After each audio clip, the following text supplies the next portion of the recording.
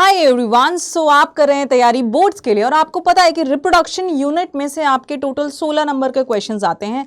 तो मैंने आपको बताया था sexual reproduction in flowering plant में 7 से 8 नंबर का क्वेश्चन आता है ना। और साथ में यहाँ पे भी हो सकता है कि 7 मार्क्स का आ जाए या 6 मार्क्स का आ जाए, तो मतलब ये वेरी करता है 6 to 7, 6 to 8, right.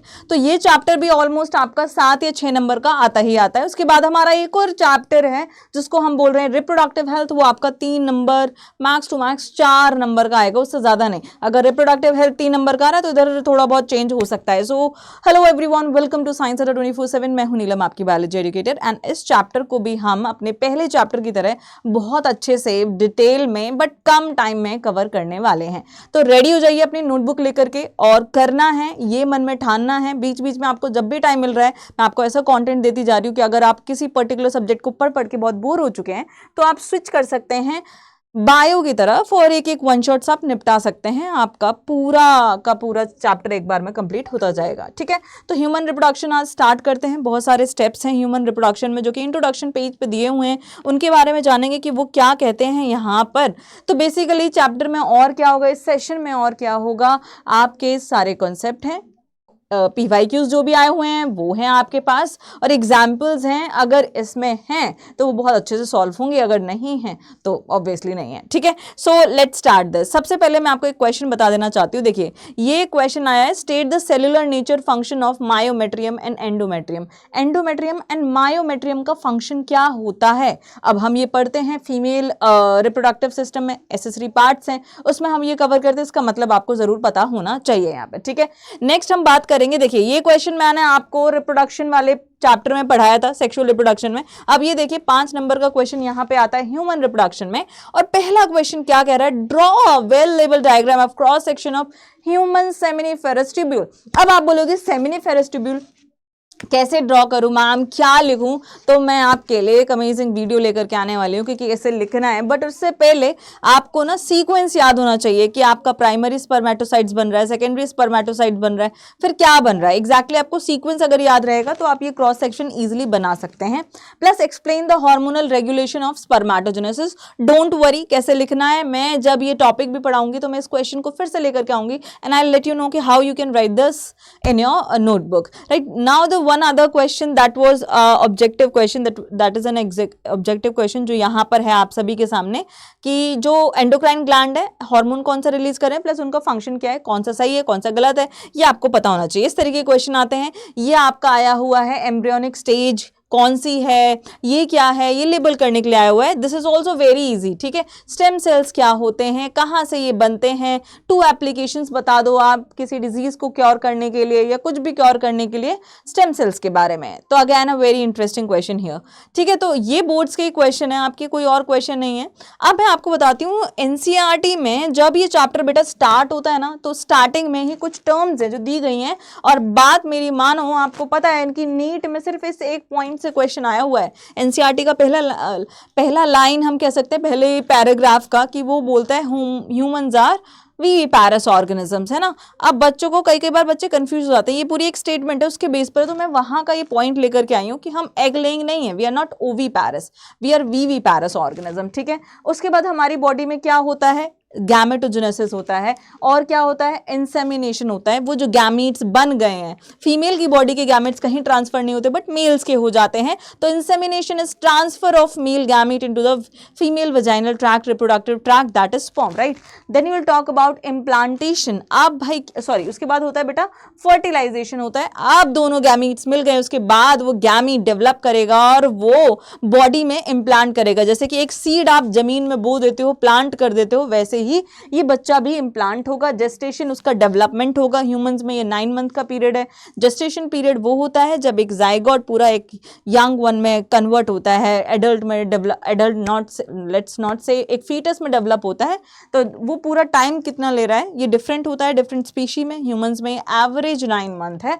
Parturition that is delivery of the baby, right. So इसी चीजों को बहुत डिटेल में पढ़ना है। Now one again very important point जहां से असर्शन रीजन में क्वेश्चन बनने के चांसेस हो सकते हैं, that is there are remarkable changes. You can mark the changes, भाई ये चेंज है, ये चेंज है, ये बदलाव है बिटवीन द रिप्रोडक्टिव इवेंट्स जो कि रिप्रोडक्टिव इवेंट्स हैं मेल्स में या फीमेल्स में, उनमें ये रिमार्केबल चेंजेस हैं। जैसे कि अगर स्पर्म की बात करें तो वो इवन ओल्ड मेन में स्पर्म कभी बनना बंद नहीं होता है। टेस्टोस्टेरोन का लेवल मेल्स में हमेशा हाई रहता है, चाहे वो ओल्ड एज के हों चाहे कैसे भी हों, कितने भी ओल्ड हो गए हों। लेकिन फीमेल्स में ये चीज़ पॉज हो जाती है, उसको हम बोलते हैं मेनोपॉज। और गैमीट्स का फॉर्मेशन कॉन्टिन्यूस नहीं रहता है, बहुत एक टाइम सर्टेन टाइम पीरियड होता है जब तक ही ये होता है, उसको बोलते हैं मेनोपॉज।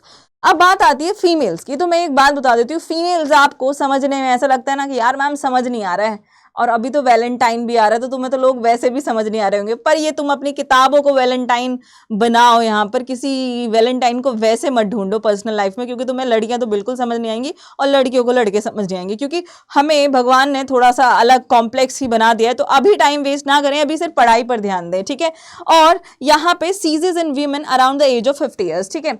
अब फीमेल्स की बॉडी काफी कॉम्प्लेक्स है, जब आप सारे रिप्रोडक्टिव ऑर्गन फीमेल्स में पढ़ेंगे तो आपको समझ आ जाएगा ऑर्गन्स के अलावा उनकी बॉडी में जो प्रोसेसेस चल रही होती वो भी कॉम्प्लेक्स ही हैं। लेट्स सी हाउ, ठीक है। तो देखिए नेक्स्ट हम बात करेंगे कि मेल्स में जो रिप्रोडक्टिव ऑर्गन्स है वो क्या हैं। तो हमारे पास हमने दो पार्ट में कैटेगराइज कर लिया है, एक तो है प्राइमरी और एक secondary. You can call it as necessary and accessory organs, ठीक है, आप ऐसे बोल सकते हैं। अब बात आती है प्राइमरी सेक्स ऑर्गन की, जिसमें मेजोरली गैमीट बन रहा है। फॉर एग्जाम्पल फीमेल फ्लावर्स में हमने पढ़ा था एंड्रोशियम एंड गाइनोशियम। सिमिलरली यहाँ पर है आपके पास मेल्स में टेस्टिस। क्या है बेटा, यहाँ पर मेल्स में आपके पास है इधर टेस्टिस, ठीक है। तो पेयर ऑफ टेस्टिस जोड़े में ये यहाँ पर प्रेजेंट रहती हैं। और अगर हम सेकेंडरी सेक्स ऑर्गन की बात करें तो यहाँ पे आपके पास आ जाता है क्या, एसेसरी डक्ट्स या ग्लैंड्स बोल लो या एक्सटर्नल जेनाइटेलिया बोल लो, है ना। एक्सटर्नल जेनाइटेलिया क्या करता है, ट्रांसफर करता है गैमीट को। लेकिन फंक्शंस की अगर हम बात करें यहाँ पर टेस्टिस में प्राइमरी सेक्स ऑर्गन में क्या हो रहा है, सेक्स हार्मोन का प्रोडक्शन हो रहा है, गैमीट फॉर्मेशन हो रहा है। ये दो पॉइंट याद रखने, यहीं से पता नहीं कितने तरीके के क्वेश्चन बन जाएंगे। अब मैं आपको ये डायग्राम बता देती हूँ, बट डायग्राम ऑब्वियसली आपको थोड़ा सा लग रहा होगा अजीब है, लेकिन यहाँ पे कुछ चीज़ें हैं जो हमें कवर अप करनी है। Let's see if I can take a new slide, मैं वहाँ पे आपको थोड़ा सा इसका आइडिया दे देती हूँ, ठीक है। तो इधर आ जाओ बेटा, ओके, इधर हम हैं, ठीक है। देखिए सबसे पहले मैं आपको एक चीज़ बताऊंगी, ये पाउच लाइक स्ट्रक्चर होता है जिसके अंदर क्या होती है, पेयर ऑफ टेस्टिस यहाँ पर प्रेजेंट होती है, ठीक है। काइंड ऑफ हम ऐसा ले सकते हैं, इसको बोलते हैं स्क्रोटम। ये स्क्रोटम में क्यों टेस्टिस है भाई, स्क्रोटम में इसलिए टेस्टिस है क्योंकि ये क्या करता है, मेंटेन करता है 2 से 2.5 डिग्री टेम्परेचर लो, ठीक है, जो कि चाहिए होता है किसके लिए, स्पर्मेटोजेनेसिस के लिए। ये आपके pair of testis, you don't need to mention the ligaments या जिससे भी टिश्यू से ये कनेक्टेड रहते हैं वो आप छोड़ दो। अब आपकी जो टेस्टिस है यहाँ पे, अगर मैं इस टेस्टिस को लेकर के चलूँ इसको, so this is the testis, ठीक है। अब ये टेस्टिस होती है पेयर्ड, ठीक है। इस टेस्टिस के अंदर होते हैं काफ़ी सारे क्या कंपार्टमेंट्स, डोंट वरी, ये तो ये रहा यहाँ पे हम चल सकते हैं, ठीक है। मैं जो भी एक्स्ट्रा लिखना होगा वो मैं वहाँ पे लिख दूंगी। अब टेस्टिस होती है 2 से 3 सेंटीमीटर विड्थ में और 4 से 5 सेंटीमीटर लेंथ में, प्लस 250 कंपार्टमेंट्स होते हैं जिसको हम टेस्टिकुलर लोब्यूल्स यहाँ पर बोलते हैं। तो हर एक डब्बे के अंदर डब्बा, डब्बे में डब्बा वाला सीन हो गया है ना, बट यहाँ पे इतना डब्बे में डब्बा नहीं हो रहा, डब्बे में सिर्फ डब्बा है। अब डब्बे में 250 डब्बे हैं, उनको बोला गया है क्या, testicular lobules. Each lobule contain क्या, 1 से, ठीक है, 1 से 3 हाईली कॉइल्ड सेमिनिफेरस ट्यूब्यूल। उसमें क्या होता है, 1 से 3 हाईली कॉइल्ड सेमिनिफेरस ट्यूब्यूल होती है। Let's say will make a testicular lobule here, हम एक टेस्टिकुलर लोब्यूल यहाँ पर बना लेते हैं, ठीक है। चलो ये मैंने बना दिया, ठीक है, ये हमने एक टेस्टिकुलर लोब्यूल यहाँ पर बना करके रख लिया है। ओके मैम, इसमें मैम आप कह रहे हो कि 1 से 3 हाईली कॉइल्ड सेमिनिफेरस ट्यूब्यूल होते, तो मैम वो भी बना दो। तो चलो बेटा जी मैं 2 बना देती हूँ, यहाँ पे 3 नहीं बनाऊंगी, 2 बना दूंगी, ठीक है। ये रहे मैम, ठीक है मैम, ओके मैम। उसके बाद मैम क्या होता है, क्या बताएंगी मैम आप, उसके बाद इसमें क्या प्रेजेंट होता है, बताऊंगी ना बेटा। इसके अंदर, इस हर एक सेमिनिफेरस ट्यूब्यूल के अंदर, पहले हम इसको लिख लेते हैं टेस्टिकुलर लोब्यूल और इसको हम बोल देते हैं seminiferous tubule. I right in short form, तो आप ध्यान रखिएगा, ठीक है। आप देखेंगे अंदर की तरफ, तो यहाँ पर मैं एक चीज़ बता देती हूँ, इसके अंदर 2 तरीके की सेल्स होती हैं, एक तो जर्म सेल्स होती है और एक सर्टोली सेल्स यहाँ पर प्रेजेंट होती है। तो मैं आपको बताती हूँ, ये रही जर्म सेल यहाँ पर, ठीक है, ये आपकी जर्म सेल है और जर्म सेल के अंदर आपके पास यहाँ पे क्या प्रेजेंट है, सर्टोली सेल्स है, मतलब ये यहाँ पर ही, ठीक है। 2 चीज़ यहाँ पे लगी हुई हैं, तो आपके पास एक तो आपके पास है आपकी सर्टोली सेल और एक आपके पास है आपकी जर्म सेल, राइट। ये चीजें आपको याद है, ओके।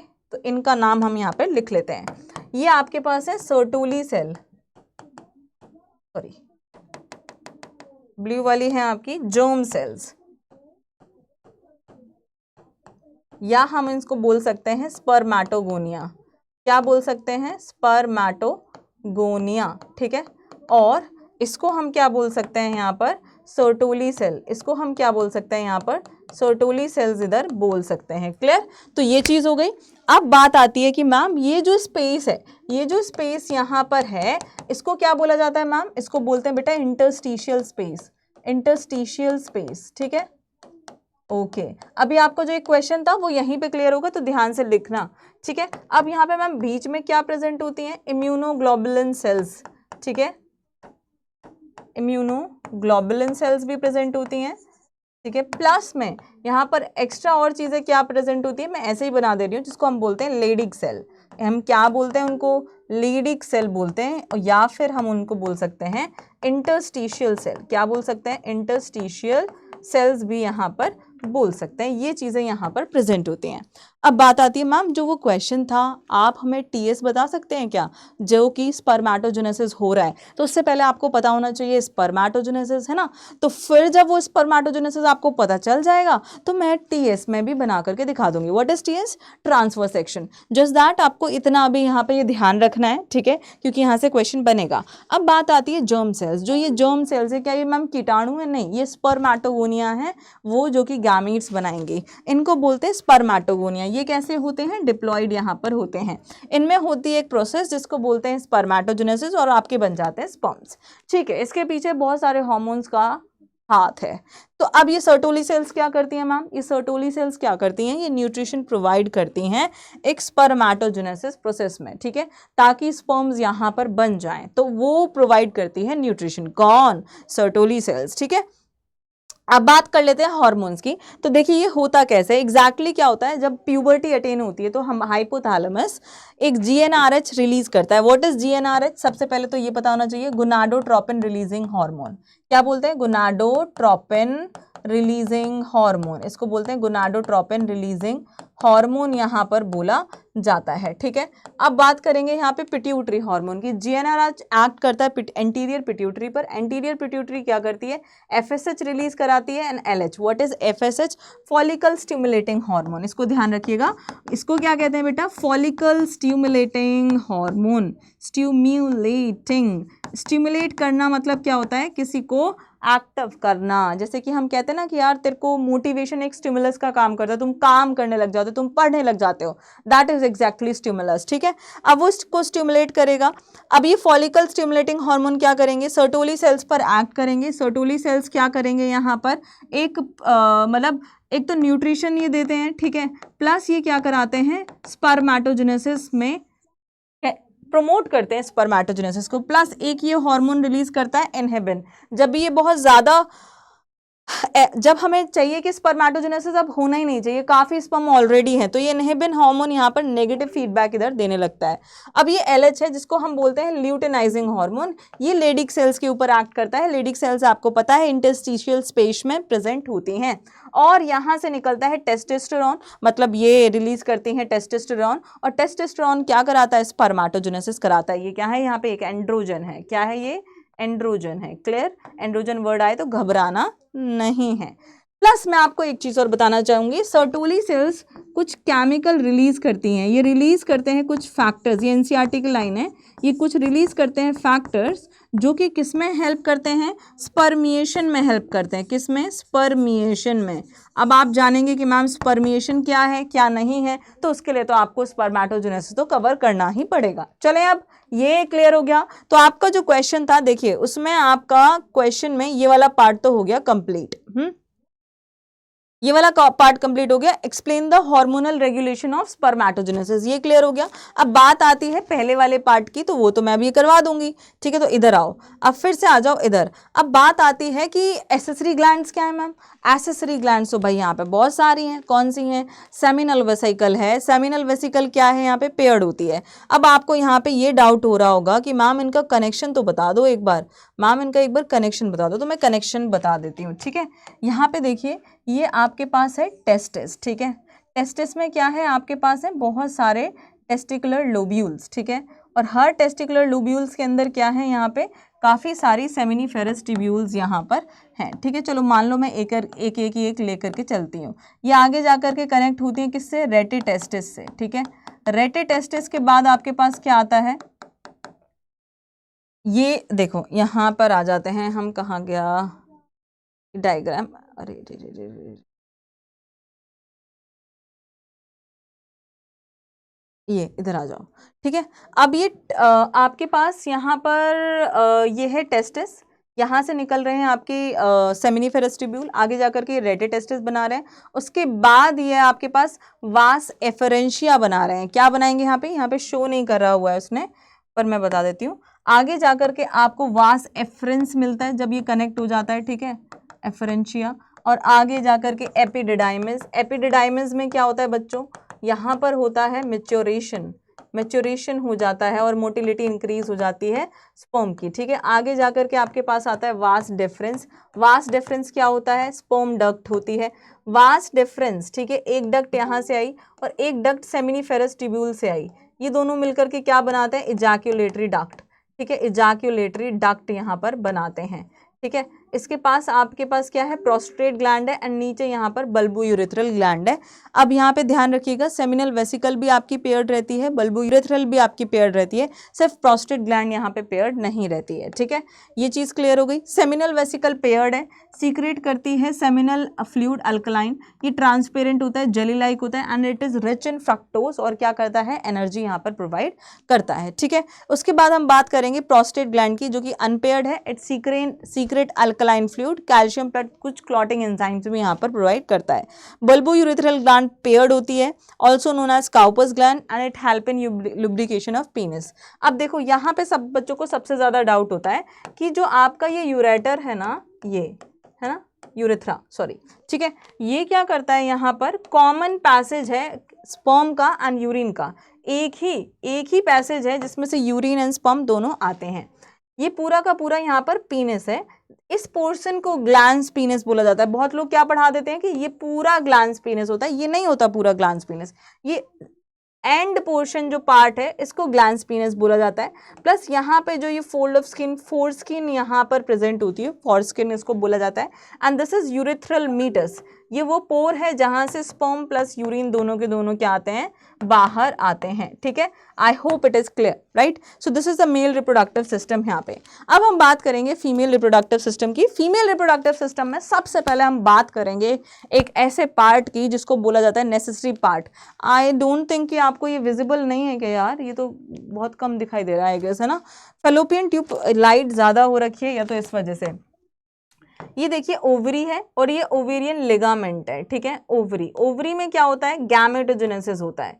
क्या होता है बच्चों, गैमेटोजेनेसिस होता है, क्लियर है, ओके ग्रेट, राइट। अब आपके पास ये क्या आ जाते हैं, फिम्ब्रे, इसको क्या बोलते हैं हम, फिम्ब्रे बोलते हैं, खैर लिखा हुआ है ये फिम्ब्रे है और ये फैलोपियन ट्यूब है। अब फिम्ब्रे के पास ये चीज क्या है, इसको क्या बोला जाता है, इसको क्या बोला जाता है, इसको क्या बोला जाता है, इसको हम बोलते हैं इनफंडिबुलम, ठीक है। इसको हम बोलते हैं इस्थमस, सॉरी एम्पुला, और इसको हम बोलते हैं इस्थमस, ठीक है, क्लियर है। तो ये आपका क्या हो गया, आई में आई ऐसे याद रखना है, ठीक है, आई, क्लियर, ये हो गया। अब जो ये आपकी क्या होती है, इसको पूरा को बोला जाता है फैलोपियन ट्यूब, या इसको हम पूरे को क्या बोलते हैं, ओविडक्ट बोलते हैं। ये बेटा याद रख लो, देखो क्वेश्चन पॉइंट ऑफ व्यू से मैं चीजें बता रही हूँ। इस पूरे को क्या बोला जाता है, ओविडक्ट बोला जाता है यहाँ पे, क्लियर है। अब बात करेंगे, यहाँ पे आ जाता है uterus. This portion is known as uterine fundus, इस ऊपर वाले को क्या बोलते हैं, यूट्राइन फंडस यहाँ पे बोलते हैं। यह आपका यूट्रस है। यूट्रस में आपके 3 तरह की लेयर है, वो मैं आपको बता दूंगी। Then you have cervix, cervical canal and then here ये क्या है, वजाइना है, ठीक है, क्लियर। अब देखिए cervical canal, cervix plus cervical canal, ठीक है, इन तीनों को टुगेदर क्या बोलते हैं, बर्थ कैनाल बोलते हैं। और बर्थ कैनाल किस में इन्वॉल्व होती है, पार्ट्यूरेशन में यहाँ पर इन्वॉल्व होती है। क्लियर हो गया। अब चलते हैं आगे, अब बात करते हैं यूट्रस की। यूट्रस क्या है, वूम भी बोला जाता है, इन्वर्टेड पियर शेप्ड स्ट्रक्चर है, opens into vagina through a cervix, है ना, और आगे क्या होती है, सर्वाइकल कैनाल होती है। सर्वाइकल कैनाल प्लस वजाइना, इन तीनों दोनों को क्या बोला जाता है, सर्विक्स सर्वाइकल कैनाल, इन तीनों को मिलकर के बोला जाता है बर्थ कैनाल। अब यूट्रस में 3 लेयर होती हैं, एक तो पेरीमेट्रियम, एक मायोमेट्रियम और एक एंडोमेट्रियम। पेरीमेट्रियम सबसे बाहर, प्यारी है, सबसे बाहर है, और क्या करती है, थिन है, प्रोटेक्शन प्रोवाइड करती है। मायोमेट्रियम क्या करती है, मायोमेट्रियम की जो सेल है, ये वो पूरी टिश्यू है, ये लेयर है, वो मिडिल है, and it is thick membrane, contract during the birth. जब पार्ट्यूरेशन होता है तो बहुत जोर जोर से कॉन्ट्रैक्ट करती है और बच्चे को बाहर भेज देती है। फिर बात करेंगे एंडोमेट्रियम की, जो कि सबसे अंदर वाली लेयर होती है, ग्लैंडुलर सेल से बनी रहती है, plus it involve in menstruation. ठीक है, मेंस्ट्रुएशन में इन्वॉल्व यहाँ पर होती है, मेंस्ट्रुअल साइकिल में ये शेड हो जाती है हर महीने। ठीक है, अब हम बात करेंगे एक्सटर्नल जेनाइटेलिया की। तो मैं एक्सटर्नल जेनाइटेलिया आपको यहाँ पे बता देती हूँ। देखिए, ये सबसे आउटर रीजन, इसको बोला जाता है मॉन्स प्यूबिस। ठीक है, उसके बाद आपका एक इनर लिप लाइक ऑर्गन यहाँ पर होता है, और इसी के कॉन्टैक्ट पर यहाँ पे क्या चीजें प्रेजेंट होती हैं, इधर प्रेजेंट होता है क्लाइटोरस। ठीक है, जो कि सबसे सेंसिटिव पार्ट होता है हमारी बॉडी का। ठीक है, नेक्स्ट इसके अंदर एक और इनफोल्डिंग होती है, जिसको हम क्या बोलते हैं, यहाँ पर बोलते हैं लेबिया माइनोरा। ठीक है, नेक्स्ट इसके अंदर यहाँ पर क्या होता है, यूरेथ्रल पोर होता है, and this is the vaginal pore. यहाँ पे प्लस कुछ ग्लैंड्स भी होती हैं, but you don't need to mug up all those things. ठीक है, ये क्या है, ठीक है, what is this, what is this, what is this, और ये क्या है, ठीक है, प्लस ये पार्ट क्या है। अब आपको ये लाइन यहाँ पर याद रहेगी। ठीक है, अब आप सोचेंगे कि मैम इसका मतलब भी बता दीजिए। बिल्कुल बता देते हैं। मॉन्स प्यूबिस क्या होता है, फैटी क्वेश्चन स्ट्रक्चर, और प्लस इसके ऊपर क्या प्रेजेंट होते हैं, हेयर्स प्रेजेंट होते हैं। ठीक है, क्लियर है। अब लास्ट में आ जाता है, उसके बाद ये होता है labia majora, labia majora,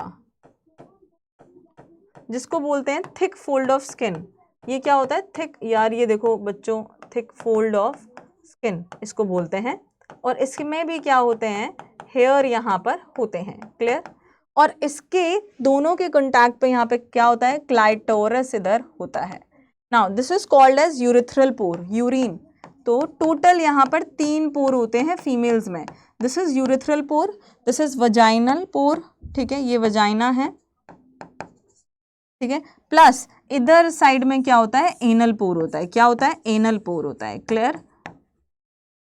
okay, अब देखेंगे, इसकी बात करेंगे ब्लू वाले की। ये क्या है, labia minora. This is called as labia minora. तो सबसे पहले मॉन्स प्यूबिस, इसको हम क्या बोलते हैं, मॉन्स प्यूबिस। क्लियर है। ओके, यहां से भी क्वेश्चन बन सकते हैं। लेबिया माइनोरा, इसको बोलते हैं लेबिया माइनोरा। ये क्या है, inner folding under labia majora. ठीक है, इस पे हेयर्स नहीं होते। प्लस यार ये क्या हो रहा है, ऐसे तो मेरा सेशन एक्सटेंड हो जाएगा। ठीक है, ओके, क्लियर है। आपको अगर वो ओवर राइटिंग हो रही है तो आप, जब मैं बोल रही हूँ तब आप लोग अपने नोट्स में ये लिख लीजिएगा। ये है फीमेल एक्सटर्नल जेनाइटेलिया। क्लियर है। अब चलते हैं आगे। एक क्वेश्चन आया हुआ है, देखिए, given below is a diagram showing a part of reproductive system of human female. आपको तीनों के नाम बता देना है। यह है आपका इस्थमस, यह है फिम्ब्रे, एंड ये है ovary. Identify Y and write it function. आपको वाई बताना है और वाई का फंक्शन लिखना है। वाई है फिम्ब्रे, और ये कैच करता है अंडे को after the ovulation. Identify Z and right the events that may occur here. आपको जेड के बारे में बताना है। यहाँ पे गैमेटोजेनेसिस होता है और ये ओवरी होती है। थोड़ा सा आप डिटेल में बता सकते हैं अगर 3 नंबर का क्वेश्चन है। Mention the stage at which the process of oogenesis temporarily get arrested and name the cells thus formed in the eggs of the baby girl at time of birth। वो ये पूछ रहा है कि आपको एक ऐसी स्टेज बतानी है oogenesis में जो कि टेम्परली अरेस्टेड हो जाती है। टेम्परली कौन सी, प्राइमरी oocyte स्टेज में कंप्लीट मियोसिस नहीं होता है, वो प्रोफेज पर अटक जाती है। ठीक है, तो वो आपको यहाँ पर बताना है। And name the cells thus formed in eggs of the baby girl at the time of the birth. और बर्थ के जब वो पैदा हो रही होती है तब उसकी बॉडी में कौन सी सेल्स होती हैं, ये थोड़ा सा पार्ट दे दिया है oogenesis का, तो don't worry, I will explain you, और वहां पे आप लोग ये आंसर लिख लीजिएगा। अब हम बात करते हैं मैमरी ग्लैंड की, ठीक है। यहाँ पे जो सबसे कॉमन क्वेश्चन आता है वो ये आता है कि कितने 15 से 20 वाला, ये न्यूमेरिकल वाला क्वेश्चन बनता है, इसको बिल्कुल नहीं भूलना है। और आपके लिए क्या क्वेश्चन बन जाएगा, इसमें से आप कुछ नहीं बोलोगे। देखो ये आपका मैमरी ग्लैंड है, ये यहाँ पे क्या होते हैं, पेयर्ड होते हैं, ठीक है, दीज आर पेयर्ड। और ये कैसे होते हैं, these are functional in females, ये बेटा फीमेल्स में यहाँ पर फंक्शनल रहते हैं और मेल्स में यहाँ पर ये नॉन फंक्शनल रहते हैं। मेल्स में इनका कोई काम नहीं है, ठीक है, मेल्स में इनका कोई काम नहीं है। क्लियर। अब देखिए ये फैट लोब्यूल्स हैं, फैट लोब्यूल्स के अंडर आपके पास मेमोरी लोब्स आप यहाँ पे देख सकते हैं। क्लियर है। मेमोरी लोब्स के अंदर क्या आ जाता है, मेमोरी एल्वियोलस। क्लियर। उसके बाद मेमोरी डक्ट, एम्पुला जो एक वाइडर पोर्शन है जो यहाँ पे कनेक्ट हो रहा है, then you can see the lactiferous duct and after that nipple and areola. तो ये आपको याद रखना है, तीन आपके पास मेमोरी लोब, एल्वियोलस, देखिए क्या याद रखना है, एम, ठीक है, फिर LAD, ठीक है, दैट इज मलाड, कोई जगह है ना मलाड करके मुंबई में, ठीक है। तो मेमोरी लोब, एल्वियोलस, डक्ट, फिर आपके पास फिर से क्या जाता है, AL, बस उसके बाद तो nipple and areola, ampulla and lactiferous duct आपको याद रखना है। तो it's very easy to remember, ये चीजें आपको यहाँ पे ध्यान रखनी है। That's it. अब बात करेंगे गैमेटोजेनेसिस की, जो कि स्पर्माटोजेनेसिस होता है मेल्स में एंड oogenesis होता है ये फीमेल्स में। ये आपको दिख रहा है ना यार, दिख तो रहा है, ठीक है। चलो अब हम बात करेंगे स्पर्मेटोगोनिया की, ठीक है। स्पर्मेटोगोनिया क्या है, बेसिकली है ये है जर्म सेल, और ये जर्म सेल कैसी है बच्चों, डिप्लॉयड है। इसमें हुआ माइटोटिक डिवीजन और ये बना यहाँ पे प्राइमरी oocyte, ठीक है, primary oocyte। Okay, now primary oocyte में क्या हुआ, मियोसिस हुआ, मियोसिस 1। आपको पता है मियोसिस तो एक ही बार हो रहा है लेकिन वो 2 स्टेप में होता है। तो आपके पास एक सेकेंडरी, 2 सेकेंडरी स्पर्मेटोसाइट्स यहाँ बने। अब डिफरेंस क्या है फीमेल में, वो भी यहाँ पे देखते जाइएगा।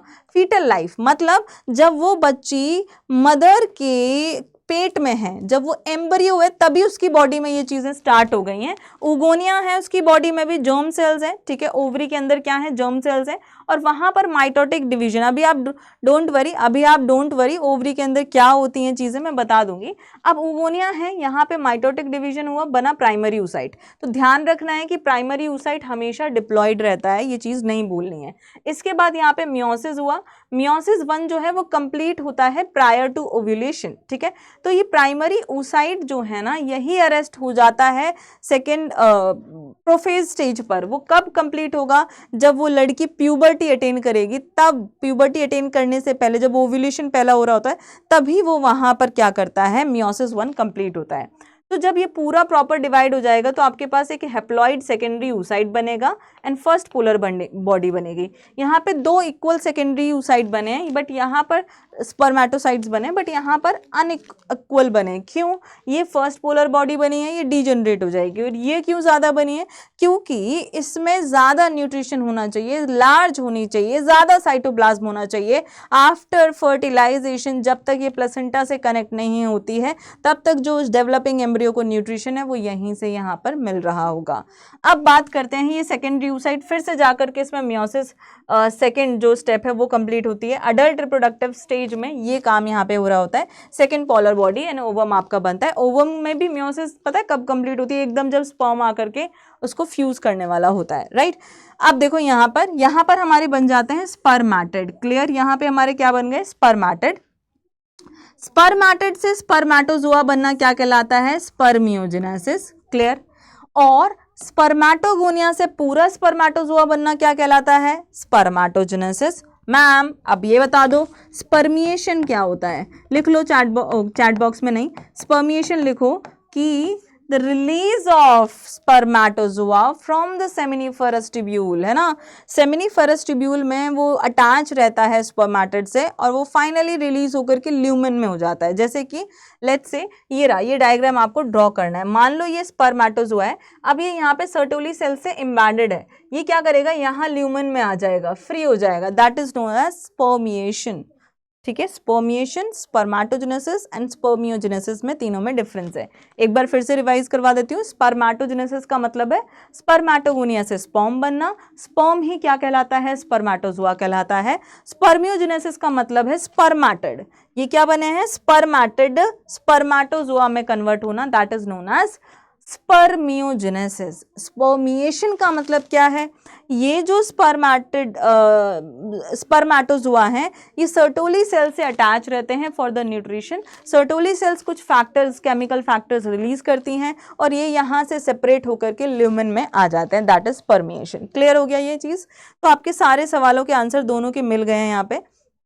अब चलते हैं स्पर्म के बारे में। स्पर्म के बारे में जो बात करेंगे वो ये है, यहाँ पे सबसे ऊपर एक्रोसोम प्रेजेंट होता है और एक्रोसोम में प्रेजेंट होते हैं हाइड्रोलाइटिक एंजाइम्स। क्या प्रेजेंट होते हैं, हाइड्रोलाइटिक एंजाइम्स यहाँ पर प्रेजेंट होते हैं। क्लियर है? इसके बाद हम यहाँ पे देख सकते हैं, this is basically head, head है ये पूरा का पूरा। हेड के अंदर ये क्या है, यहाँ पर न्यूक्लियस इधर प्रेजेंट है, ठीक है, ये न्यूक्लियस यहाँ पर प्रेजेंट है ये, ठीक है।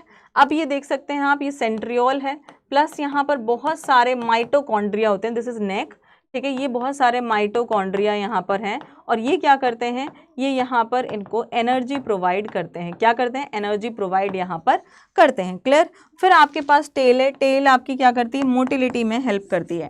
अब कुछ मिनिमम रिक्वायरमेंट्स हैं जो कि चाहिए कि एक स्पर्म एक अंडे को फर्टिलाइज कर दे, तो वो मिनिमम चीज़ें क्या हैं, प्लस एक इजैकुलेशन होता है। एक इजैकुलेशन का मतलब क्या है कि एक बार में जो पीनस से जो सीमेन निकल के आ रहा होता है उसमें क्या होता है, बेसिकली सीमेन क्या है, सीमेन मैंने आपको नहीं बताया। सीमेन वो चीज़ है जिसमें सारे के सारे तो जो ग्लैंड्स है उनका सीक्रेशन प्लस वहाँ पर स्पर्म प्रेजेंट है, स्पर्म प्लस बाकी का सीक्रेशन जो है वो सारी चीज़ें क्या कहलाता है, बाकी की ग्लैंड्स के द्वारा सीक्रेशन, टोटल क्या कहलाता है, सीमेन कहलाता है। इजैकुलेशन क्या है, अबाउट 200 to 300 मिलियन स्पर्म निकलते हैं एक इजैकुलेशन में। पर normal fertility, at least normal fertility के लिए हमें क्या चाहिए कि 60% स्पर्म, यहाँ पर 60% जो स्पर्म है, 60% स्पर्म है must have normal shape and size and at least 40% of them must show vigorous motility, और 40% को जरूर विग्रस मोटिलिटी यहाँ पर शो करनी चाहिए। ठीक है, नेक्स्ट हम बात करेंगे ओवम डेवलपमेंट। अब आप आ जाओ यहाँ पर ओवरी के अंदर। ओवरी आपकी कैसी होती है, यहाँ पर ओवल शेप्ड काइंड ऑफ होती है। यहाँ पर बहुत सारी आर्टरीज एंड वेन्स आ रही होती हैं।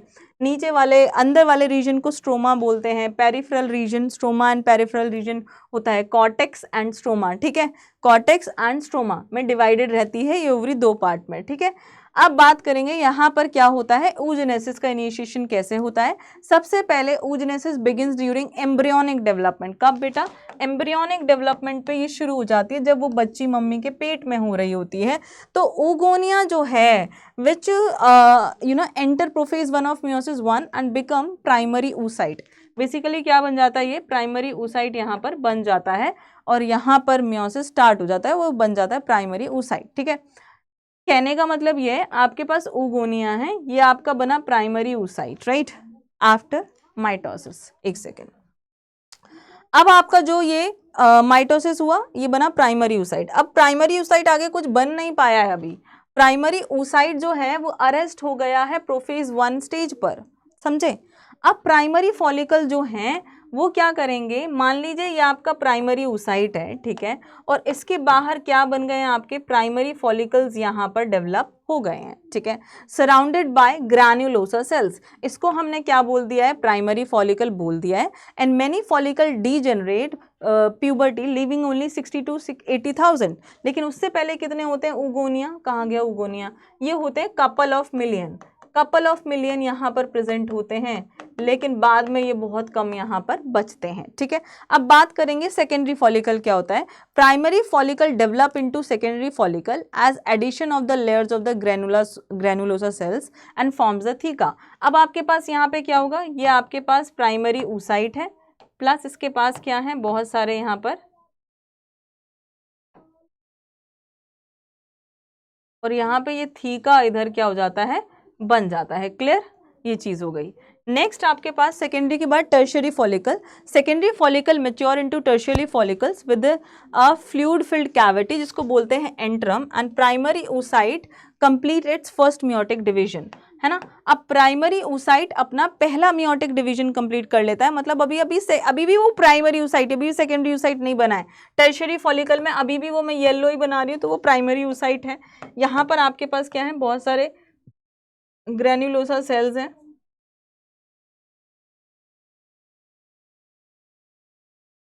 और यहाँ पे ये क्या बन चुका है, एंट्रम यहाँ पर बन चुका है। क्लियर, क्या बन चुका है, this is antrum, this is exactly what tertiary follicle, this is again only primary oocyte। बस इसका ये हो चुका है कि इसका पहला मियोटिक डिवीजन कंप्लीट हो गया है।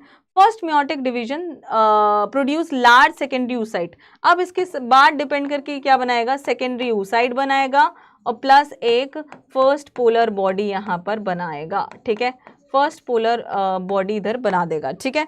After that mature follicle and ovulation, इसके बाद ये और मेच्योर, यहाँ पर जोना पेलिसिडा लेयर भी डेवलप हो जाएगी, and then they will be going to rupture and release the ovum, and इनका सेकेंडरी मियोटिक डिवीजन भी यहाँ पे कंप्लीट हो जाएगा। अब देखो एक क्वेश्चन आया है मेंस्ट्रुअल साइकिल से, आपका oogenesis यहाँ पे हो गया clear. Observe the diagram given below showing the menstrual cycle of normal human female and answer the question that follow. Numbers indicate days of menstrual cycle, ठीक है भाई भिड़ू, डायग्राम तो समझ आ गया। अब आगे देखो, आगे क्या है, what are the suitable technical terms used for the following days. अब डे 1 से यहीं पे आपका ये पूरा मेंस्ट्रुअल साइकिल क्लियर होने वाला है। डे 1 से लेकर के क्या पूछा है उसने, डे 7 तक, इसको हम क्या बोलते हैं, मेंस्ट्रुएशन फेज। इसको हम क्या बोलते हैं बेटा, मेंस्ट्रुएशन फेज, मेंसेस बोला जाता है, या फिर आप इसको मेंस्ट्रुएशन फेज भी बोल सकते हैं, ठीक है। ब्लीडिंग फेज, जहां पर एग्जैक्टली क्या हो रही होती है, ब्लीडिंग यहाँ पर हो रही होती है। डेज 8 से 12 तक इसको क्या बोला जाता है, फॉलिकुलर फेज बोला जाता है, क्योंकि इसमें फॉलिकल्स डेवलप कर रही होती हैं। यार कैसे चल रहा है, इसको बोलते हैं फॉलिकुलर फेज, है ना। इसमें क्या कर रही होती हैं, फॉलिकल्स यहाँ पर डेवलप कर रही होती हैं, इसके बाद से लेकर के यहाँ तक। अब 15 के आसपास क्या होता है, 16, देखो 15, देखो 12 से 15 के बीच में ओव्यूलेशन हो जाएगा, ओव्यूलेशन, ठीक है। अब ये 16 से 28 बेटा क्या बोले थे, ये लिख लो ओव्यूलेशन, ठीक है। ओव्यूलेशन यहाँ पे रिलीज ऑफ ओवम होता है, क्या होता है बेटा, रिलीज ऑफ ओवम, ओके। इन दिनों में ये होता है। अब 16 से 28 में क्या होता है, 16 से 28 में एग्जैक्टली इसको हम बोलते हैं ल्यूटियल फेज, ल्यूटियल फेज, या फिर हम इसे सीक्रेटरी फेज बोल सकते हैं। सीक्रेटरी फेज का मतलब क्या होता है कि वो कुछ सीक्रेट कर रहा है यहाँ पर। Explain the role of ovarian and pituitary hormone during the following in time periods. अब आपको इनके हार्मोन्स के रोल बताने हैं, तो पहले हम क्या करते हैं, पहले हम पढ़ लेते हैं, उसके बाद हम यहाँ पर लिखेंगे। तो इधर आ जाओ, आपको मुझे एक चीज़ जो बतानी है, मेंस्ट्रुअल साइकिल, बेसिकली यहाँ पे ये साइकिल है किसकी, कि आपकी ओवेरी में क्या साइकिल चल रहा है। यहाँ पे 3 चीज़ें चल रही होती हैं, ठीक है। मैं आपको सबसे पहले बताती हूँ, ये मेंस्ट्रुअल साइकिल जो है इसमें मेनार्क क्या होता है, एक तो ये पता होना चाहिए, ठीक है। मेनार्क क्या होता है, जैसे प्यूबर्टी हिट करती है फीमेल में, दैट इज स्टार्ट हो जाती है मेंस्ट्रुएशन, ठीक है। और मेनोपॉज क्या होता है कि पॉज हो चुकी है वो एट द एज ऑफ 50, वो क्या हो जाती है 50 की एज पर वो स्टॉप हो जाती है, ठीक है। अब इसमें इवेंट्स कितने कितने होते हैं और कौन कौन लोग यहाँ पर इन्वॉल्व हैं, सबसे पहले मैं आपको बताती हूँ यहाँ पर।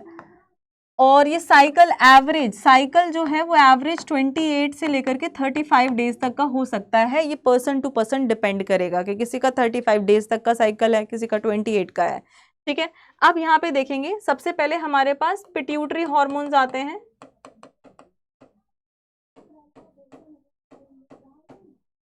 ठीक है। उसके बाद हमारे पास आते हैं ओवेरियन इवेंट्स, ओवेरियन इवेंट्स है हमारे पास, ओवेरी में क्या चल रहा है, ठीक है। ओवेरी में क्या, ओवरी में क्या चल रहा है वो ध्यान रखना है। इसके बाद हमारे पास ओवेरियन हार्मोन्स होते हैं, उनका मूड्स कहाँ कहाँ स्विच हो रहा है वो भी ध्यान रखना है। इसलिए फीमेल्स में ना बेसिकली कहने के लिए है कि मूड स्विंग्स सिर्फ इस टाइम पर एकदम हार्मोन का लेवल अप रहता है, फिर जाने वाला होता है, इसलिए होता है। बट आप देखो ना कितना हार्मोन ऊपर से नीचे एकदम, ऐसा नहीं लग रहा है कि बस बहता जा रहा है, कभी लहर आ गई है तेज। तो जो हार्मोन्स का लेवल है ना वो ऐसे ही पूरे टाइम पर ऐसा ऐसा रहता है। तो कहने के लिए कि भाई पहले ज़माने में भी तो होता था, अभी अगर इन चीज़ों को बताया जाता है फीमेल्स के लिए तो बोला जाता है कि सबको ही तो होते हैं, किसी एक को थोड़ी, एटली ऑब्वियसली सबको होता है। लेकिन आप ये सोचो कि जो वो होना है वो तुम्हारे कंट्रोल में है ही नहीं, वो हार्मोन्स तुम्हारे कभी भी बढ़ जा रहे हैं, डाउन हो जा रहे हैं। तो समटाइम्स ऐसा होता है कि आप चीज़ों को नहीं कंट्रोल कर पाते हो, है ना, बहुत बार ऐसी चीज़ें हो जाती हैं। बट ऑब्वियसली आपने देखा होगा इतना ईजिली सबको देखने को मिलता भी नहीं है, कुछ पर्सनल लोगों को, जो क्लोज लोग होते हैं उनको ही वो जो होते हैं ना मूड्स का कि क्या चल रहा है वो आप दिखा पाते हो, ठीक है। अभी हमारे पास लास्ट चीज़ 1 2 3 और आपके बाद आपके यूट्रस में चल रहा होता है, और यूट्रस में कौन सी मेम्ब्रेन इन्वॉल्व होती है, एंडोमेट्रियम यहाँ पर इन्वॉल्व रहती है। तो ये सारी चीज़ें यहाँ पर इन्वॉल्व हैं चेंज होने में। अब आपको मैं इतने अच्छे से यहाँ पे चीज़ें बताने वाली हूँ कि आप हॉर्मोन्स के बारे में आप बहुत कंफ्यूज रहते हैं, अभी कंफ्यूज नहीं रहेंगे। देखिए क्या है कि FSH, estrogen, LH and progesterone सबका लेवल डाउन है, ब्लीडिंग चल रही है। यहाँ पे आपकी एंडोमेट्रियम लाइनिंग पूरी थिक हो चुकी है, और अब वो यहाँ से जैसे ये हार्मोन्स कम होंगे तो इनका लेवल कम होगा तो मेंस्ट्रुएशन स्टार्ट हो जाएगी। तो ये 3 से 1 से 7 भी हो सकता है, 1 से 5 भी हो सकता है, और 3 दिन तक भी किसी किसी में ये हो सकता है। तो इट्स नॉट फिक्स्ड एक्चुअली, ठीक है। अब क्या हुआ कि यहाँ से आप देखेंगे कि ये जैसे ही कम हुआ है, ये कम हुआ तो यहाँ पर क्या हुआ है, मेंस्ट्रुएशन यहाँ पर हो रही है, ठीक है। अब धीरे धीरे क्या होता है एग्जैक्टली, फॉलिकल पिट्यूटरी हार्मोन इसको क्या करता है, रिलीज यहाँ पे उसने किया है, यहाँ पे साथ में फॉलिकल्स डेवलप होना शुरू हो रहे हैं। अब ये जो डेवलपिंग फॉलिकल हैं ये किस वजह से डेवलप कर रहे हैं, एफएस की वजह से, और ये क्या करेंगे, एस्ट्रोजन को यहाँ पर रिलीज करेंगे। क्या करेंगे, ये एस्ट्रोजन रिलीज कराएंगे। तो आप देख सकते हैं कि यहाँ पे ये आपका ब्लू वाला हार्मोन ये बढ़ता जा रहा है। अब ब्लू वाला हार्मोन यहाँ पे बढ़ रहा है, यहाँ पे देख सकते हैं आप LH ल्यूटिनाइजिंग हार्मोन भी बढ़ रहा है। ये बेसिकली LH भी यहाँ पर सीक्रेट करता है, और LH का लेवल भी यहाँ पर बढ़ता जा रहा है। तो ये क्या हुआ है, मेच्योर फॉलिकल। अब आप देखेंगे कि FSH का लेवल कम हो जाएगा, बिकॉज अब यहाँ पर फॉलिकल है ही नहीं, इनका लेवल तुरंत कम हुआ। LH यहाँ पे जैसे ही कम होगा, ज्यादा होगा, तो यहाँ पे अंडा निकल आएगा बाहर, दैट इज ओव्यूलेशन। इसके बाद दोनों का लेवल काफी कम है, कॉर्पस ल्यूटियम यहाँ पे क्या कर रहा है, प्रोजेस्टेरॉन यहाँ पर रिलीज कर रहा है। प्लस में बच्चों को लगता है कि मैम ये जो एस्ट्रोजन है ये क्यों बढ़ रहा है, बिकॉज ये एस्ट्रोजन भी सम अमाउंट में रिलीज करता है, ऐसा नहीं है, तो बट प्रोजेस्टेरॉन सबसे ज्यादा रिलीज करता है, एंड देन एस्ट्रोजन भी। अब देख सकते हैं आप ये धीरे धीरे रिग्रेस हो रहे हैं, ये तब तक रहेंगे, ये वेट कर रहे हैं प्रोजेस्टेरॉन, और इनका लेवल कब तक ज्यादा है कि भाई अगर फर्टिलाइजेशन हुआ है, देखो अगर होना होगा तो यहाँ तक फर्टिलाइजेशन हो जाएगा, हो गया है तो इन लोगों का लेवल ज्यादा ही रहेगा, और ऑब्वियसली प्लेसेंटा फॉर्म होते हुए प्लेसेंटा इनका रोल ले लेगा, प्लेसेंटा यहाँ पे प्रोजेस्टेरॉन एंड एस्ट्रोजन रिलीज करने लगेगा। बट अगर फर्टिलाइजेशन नहीं हुआ है तो दे बोथ आर वेटिंग, अगर नहीं हुआ है तो ये दोनों के दोनों नीचे जाएंगे, फिर से ब्लीडिंग यहाँ पर होने लग जाएगी। अब मैंने आपको पूरा बता दिया है। प्लस इसके साथ साथ ये धीरे धीरे एंडोमेट्रियम लाइनिंग यहाँ पर ग्रो करती रहती है। अब हम चलते हैं आंसर के ऊपर। कहाँ गया आंसर, हाँ, तो डेज 8 से 12 में क्या होता है, 8 से 12 में देखो, 8 से 12 10 रुपए क्या बेच रहे हैं, ये देखो 8 से 12 में यहाँ पे क्या हो रहा है, ये रहा कि फॉलिकुलर फेज है, यहाँ पर आपका एस्ट्रोजन का लेवल धीरे धीरे बढ़ रहा है, LH एंड FSH का भी हल्का हल्का लेवल यहाँ पर बढ़ रहा है, ठीक है। तो आप ये लिख देंगे। अभी नेक्स्ट में क्या पूछा है, फॉलिकुलर फेज बता दीजिएगा, ओवेरियन एंड पिट्यूटरी हार्मोन्स का रोल बता दीजिएगा, बोलिएगा कि FSH जो है वो फॉलिकल्स को डेवलप कराती है, फॉलिकल्स यहाँ पे एस्ट्रोजन रिलीज कराती है, आपको ये लिखना है। डेज 13 से 15 में LH का लेवल भी ज़्यादा होता है, प्लस FSH का लेवल भी ज़्यादा होता है, और इसको हम बोलते हैं LH सर्ज, जिसकी वजह से हो जाता है ओव्यूलेशन। डेज 16 से 28 में क्या होता है, कॉर्पस ल्यूटियम बनता है, और corpus luteum progesterone plus estrogen दोनों को यहाँ पर रिलीज कर रहा होता है, पूरे में से पूरे नंबर मिल जाएंगे, ठीक है। अब चलते हैं आगे चलेंगे तो बात करेंगे फर्टिलाइजेशन की। फर्टिलाइजेशन कहाँ होता है, देखिए एनसीईआरटी के अकॉर्डिंग आपको क्या लिखना है, अभी एम्पिला ही लिखना है, ठीक है, ठीक है। अब देखें यहाँ पे sperm comes in contact with the zona pellucida layer. Zona pellucida layer क्या है, जोना पेलुसिडा एक लेयर है जो कि अंडे के ऊपर प्रेजेंट है। अंडे के ऊपर सबसे पहले एक स्पेस है जिसको बोला जाता है pre vitelline space, then you have zona pellucida layer and then you have the cells of corona radiata. ये सीक्वेंस याद रखना। अब स्पर्म क्या करेगा, it will come in contact with the zona pellucida layer of the ovum and it will block the entry of additional sperm. As soon as it will break the zona pellucida will enter into the cytoplasm, the second meiotic division of the ovum will get complete and वो बन जाएगा अंडा। समझे? अब it will block the entry of the additional sperm. Now, so ये polyspermy से क्या करती है, प्रिवेंट करती है, प्रिवेंट पॉलीस्पर्मी, ज्यादा स्पर्म्स नहीं आ पाएंगे, ठीक है, प्रिवेंट पॉलीस्पर्मी। Okay, clear.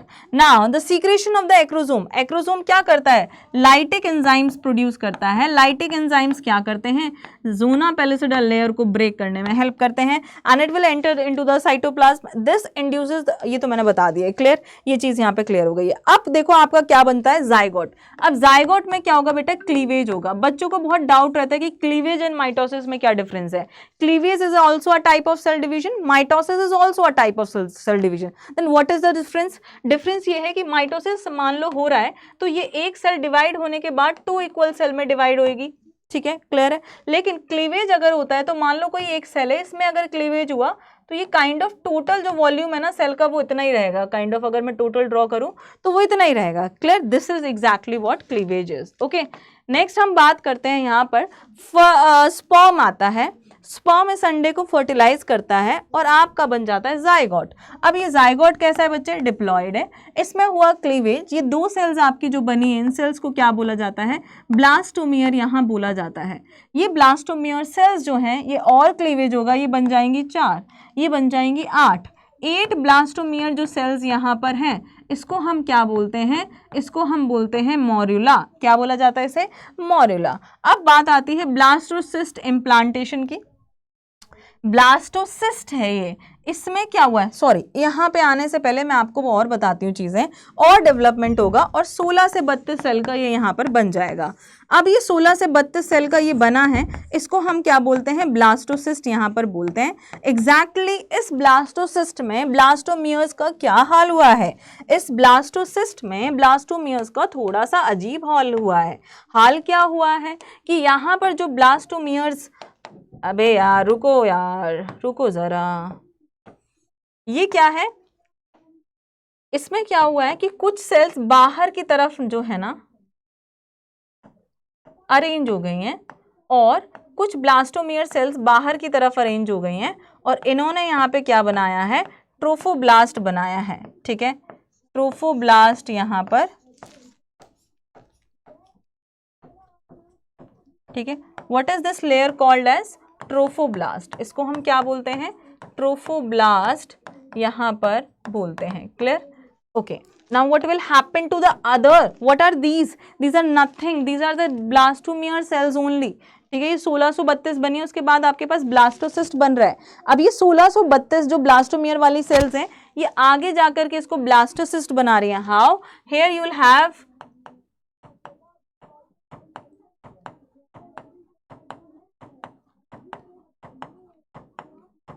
ये क्या है बेटा, इनर सेल मास, इसको क्या बोलते हैं हम, inner cell mass, inner cell mass, clear है। इसको हम क्या बोलते हैं यहाँ पर, इनर सेल मास बोलते हैं। अगर आपको इस सेशन की PDF चाहिए तो you can mail me neelam.rajput@adda24/7।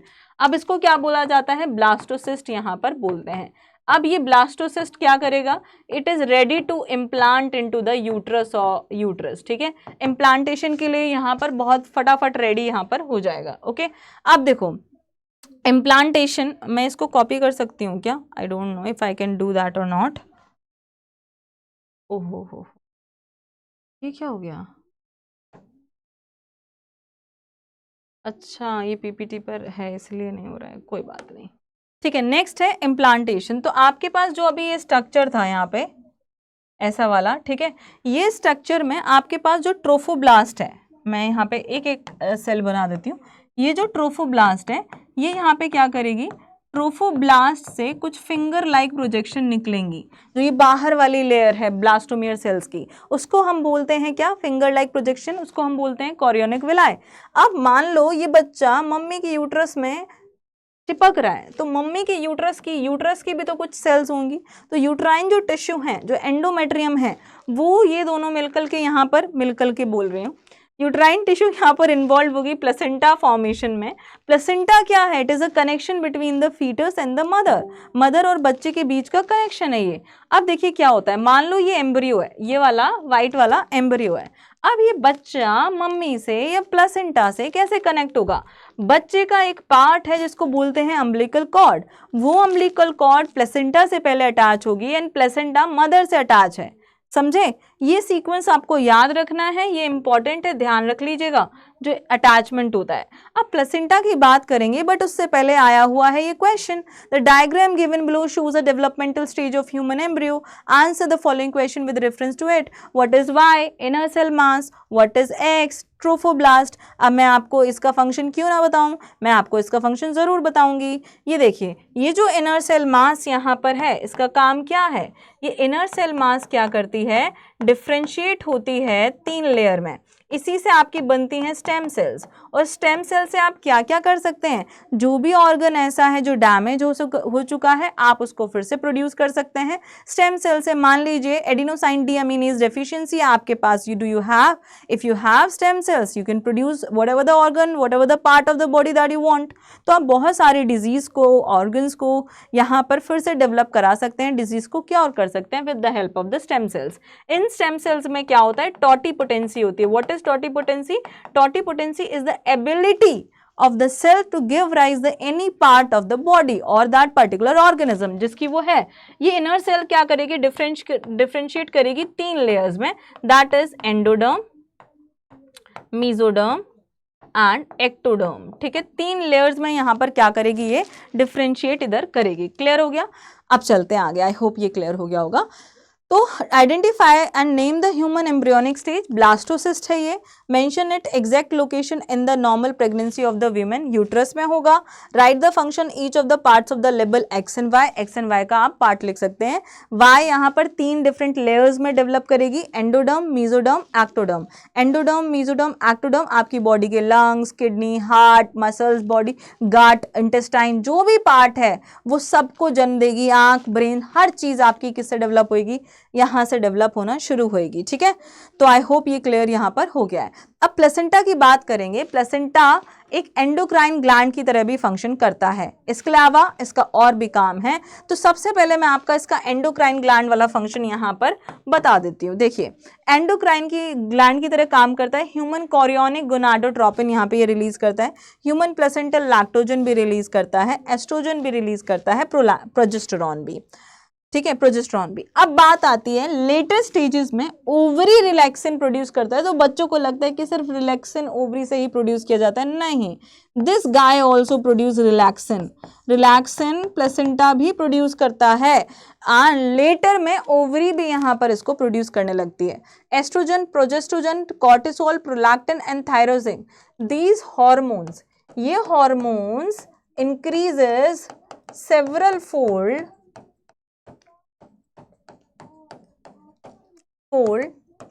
in maternal blood during pregnancy। Pregnancy में ये बहुत ज़्यादा अमाउंट में बढ़ जाते हैं। प्लस लेकिन अगर आप देखेंगे कुछ हार्मोन्स ऐसे हैं जो कि आपको सिर्फ प्रेगनेंसी के टाइम पर ही देखने के लिए मिलेंगे, जो कि है HCG, HPL एंड रिलैक्सिन वगैरह। ये आपको सिर्फ प्रेगनेंसी के टाइम पे ही देखने के लिए मिलेंगे। ठीक है, दे इंक्रीज सेवरल फोल्ड। अब ये किस लिए चाहिए होता है? इट इज नेसेसरी, किस चीज के लिए जरूरी है? Necessary for growth of embryo.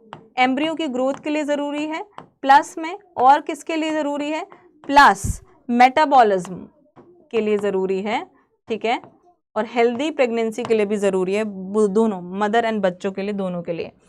अभी प्लेसेंटा का एक काम और रह गया है जो कि मुझे यहाँ पे लिखवाना है। ठीक है, प्लेसेंटा देखिए क्या करता है, प्लेसेंटा के और भी काम है। प्लेसेंटा क्या करता है? वेस्ट को रिमूव करता है फ्रॉम बेबी। ठीक है, plus transport nutrient to baby. कहाँ से? मम्मी से, ठीक है, प्लस ट्रांसपोर्ट ऑक्सीजन